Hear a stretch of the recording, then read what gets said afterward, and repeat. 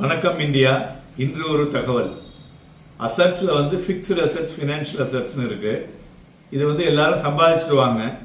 அதன் பிறகு அது வந்து ஸ்மூத்தா வந்து டிரான்ஸ்ஃபர் பண்ணணும். யாருக்கு? அவங்களுடைய வாரிசுதாரர்களுக்கு. இதுல வந்து 3 விதமான வழிமுறைகளில் வந்து டிரான்ஸ்ஃபர் பண்ணலாம்.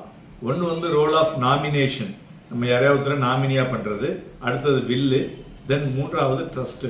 இந்த வெல்த் ப்ரொடக்ஷன் வந்து பார்த்தீங்கன்னா நீங்கள் வந்து கிரியேட் பண்ணுற அசட்ஸை உங்களுடைய அடுத்த வழியில் வர சந்ததியர்களுக்கு சௌகரியமாக கிரியேட் பண்ணி கொடுக்கறது தான். அதில் ஃபர்ஸ்ட் ஒன் வந்து நாமினேஷன்.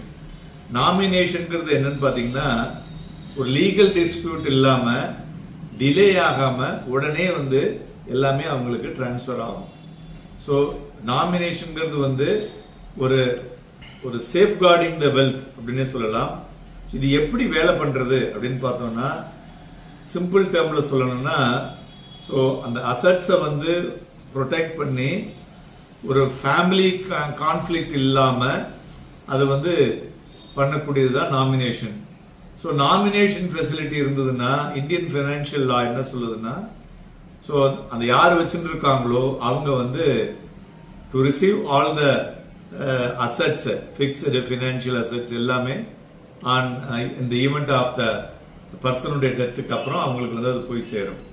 ஸோ இதில் வந்து நம்ம குயிக்காக என்ன பார்க்கணும்னாக்க, என்ன ப்ரொசீஜரல் டிலேஸ் இல்லாமல் எப்படி நடக்குது அப்படின்னு பார்த்தீங்கன்னா, bank account, then demat account, then mutual funds, then online and offline insurance policies, இது எல்லாமே இன்க்ளூடிங் லைஃப் இன் ஜெனரல், இது எல்லாமே இதில் வந்துடும்.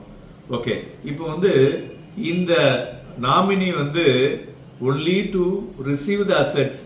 அவங்க வந்து கார்டின் மாரி தான். ஆனால் அவங்க வந்து அதை ஃபுல்லாக எடுத்துக்க முடியாது. ஒரு ஃபேமிலியில் 4 பேர் இருக்காங்க.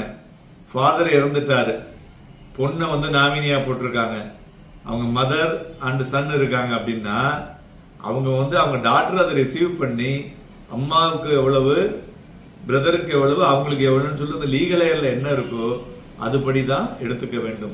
லீகல் ஏர் 3 பேர் இருந்தான்னா அவர் வேற எதுவும் எழுதி வைக்கலன்னா divided by 3.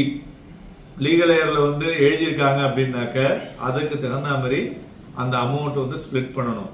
So they are only the safe guarding the amount and they are not அவங்க வந்து அதை வந்து என்ஜாய் பண்ண முடியாது. புரியுதா? ஸோ அதுதாங்க இது.